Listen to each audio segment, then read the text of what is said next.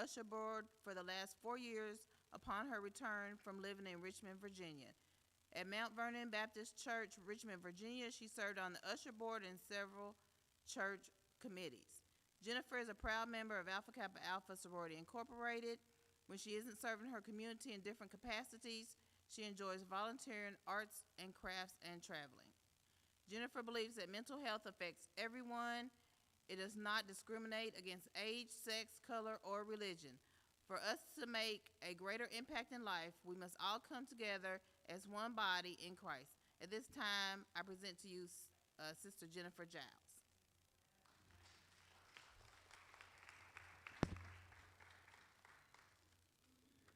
Hopefully I won't keep you all very long and y'all can make noonday. So, yeah. All right. How are you all today? Great. Can everybody in the back hear me, or do I need to speak up? I usually don't need that. So, good morning. Like she said, my name is Jennifer, and I work for NAMI, the National Alliance on Mental Illness here in Lexington. Before coming here today and hearing my bio, who's ever heard of NAMI? Amazing. Yes, I love it. I love it. Because it's usually like one or two, and they're kind of like, well, sort of, but all right. So let me tell you a brief history about NAMI for those that don't know. It started out as a small group of families gathered around a kitchen table in 1979, and it has blossomed in the nation's leading voice on mental health. Today, we're an alliance of more than 600 local affiliates and 49 state organizations who work in our communities to raise awareness and provide support and education that has not been previously available to those in need. NAMI is the largest grassroots mental health organization dedicated to building lives for the millions of Americans affected by mental illness and their families. NAMI envisions a world where all people are affected by mental illness live healthy, fulfilling lives supported by a community that cares.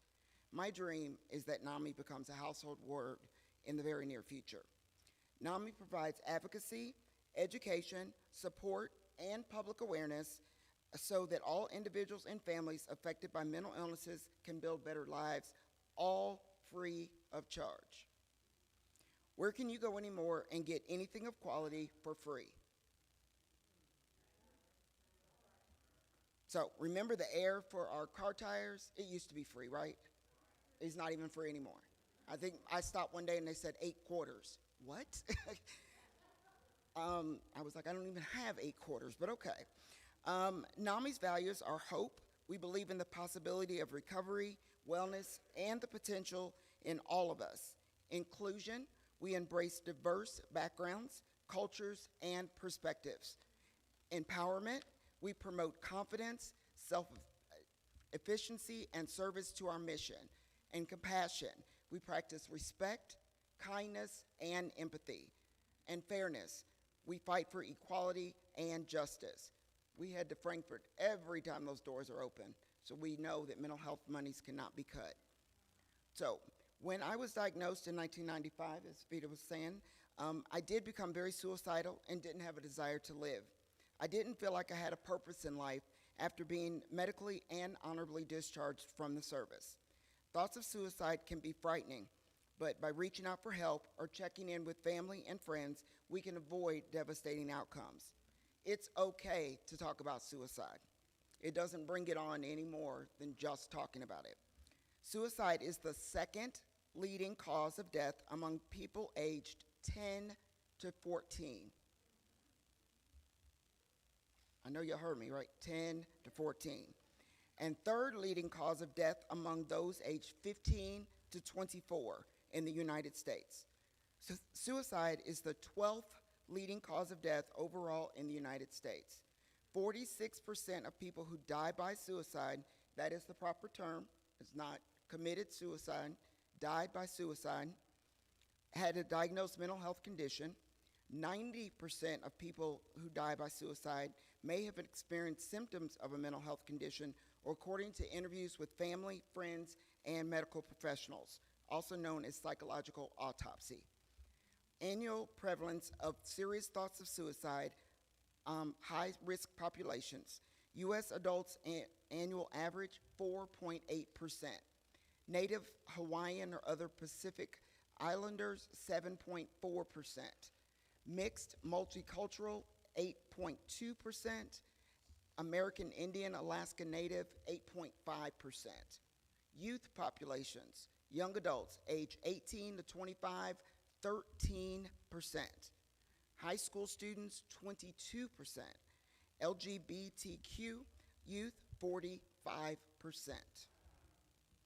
Lesbian, gay, and bisexual youth are nearly 4 times more likely to attempt suicide than straight youth. 79% of people who die by suicide are male. Transgender adults are nearly 9 times more likely to attempt suicide at some point in their lifetime compared to the general population. It has been over 20 plus years since my last psychiatric hospitalization due to self-harm and attempted suicide.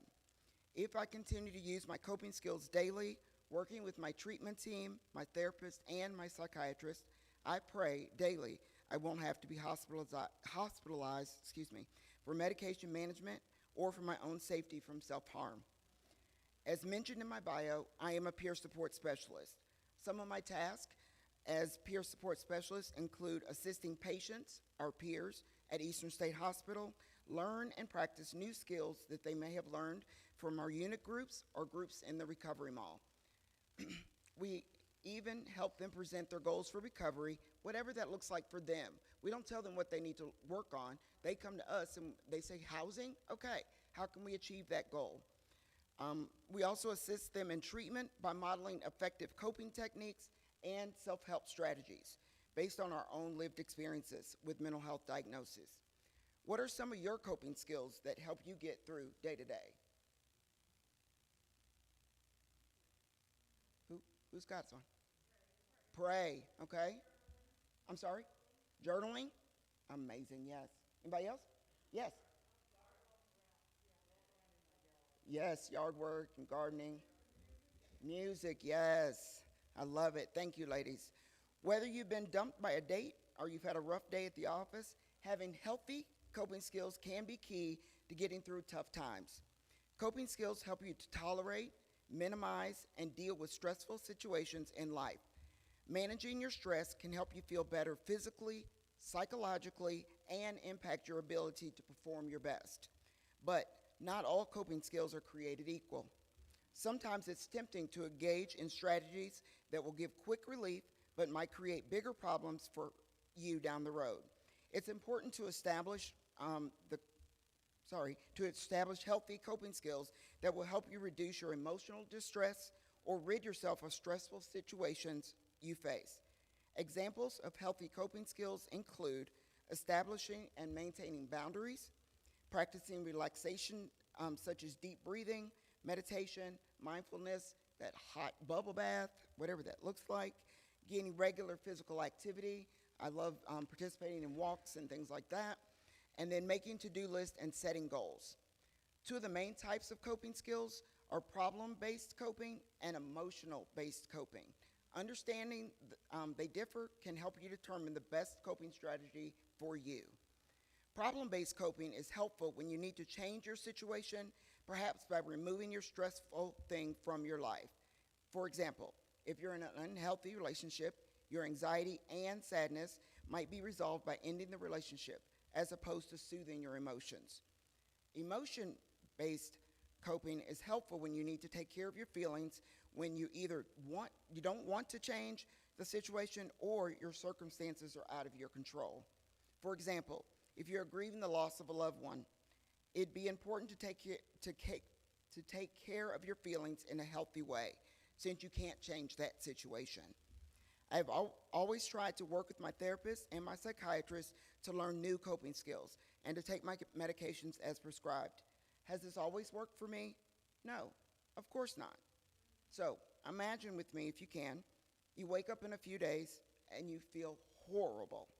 You go to the doctor prescribes an antibiotic and 2 or 3 other medications to be taken for the next 10 days, 3-4 times a day.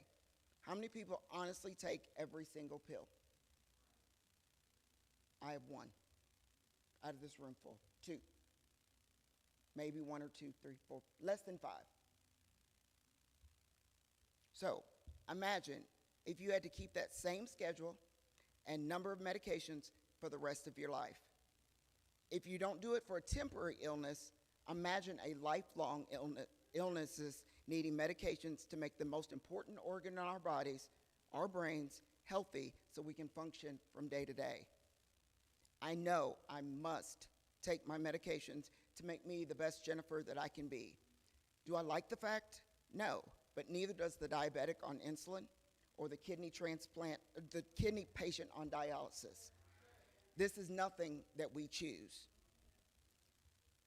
22.8% of U.S. adults experienced mental illness in 2021. That is 57.8 million people. This represents 1 in 5 adults.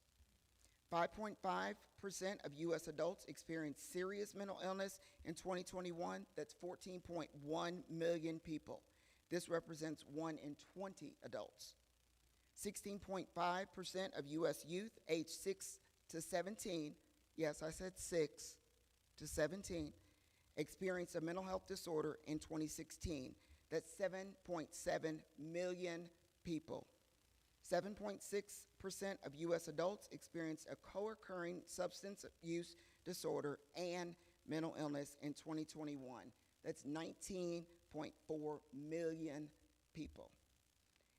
Annual prevalence of mental illness among U.S. adults by demographic group: non-Hispanic Asian, 16.4%, non-Hispanic Native Hawaiian or other Pacific Islander, 18.1%, non-Hispanic Black or African American, 21.4%, Hispanic or Latino, 20.7%, non-Hispanic White, 23.9%, non-Hispanic American Indian or Alaskan Native, 26.6%, lesbian, gay, or bisexual, 50.2%.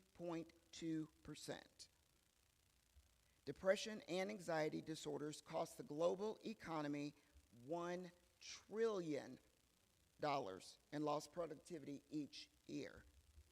Depression is the leading cause of disability worldwide. So you ask, what can we do as a community? Don't let the stigma of mental health continue. Imagine with me, you get in your car one day and it won't start, or it makes a weird noise when you try to start it. What do you do besides panic? What do you do with the car? Take it to the shop, right? Why do you take it to the mechanic? To get it fixed, but what is that mechanic? He's that professional, right, that knows how to diagnose what's going on and things of that nature, correct? So I use this analogy all the time when I present at the hospital for new employees, orientation at Eastern State. So I say because they are professionals who can get that noise to stop, like the noises sometimes up here, that negative self-talk, oh, I can't do this, oh, I don't need to live, whatever those noises are in our heads, that doctors and medications can help with. Or we may need a tune-up, need that car tuned up, medication changed, like spark plugs for our cars. No one has ever told you to not take your car to get it fixed, right? They don't say, oh, just leave it, it'll get fixed. So please, don't tell people that need psychiatric help that we can snap out of it, pull ourselves up by our bootstraps, or that nothing is that bad.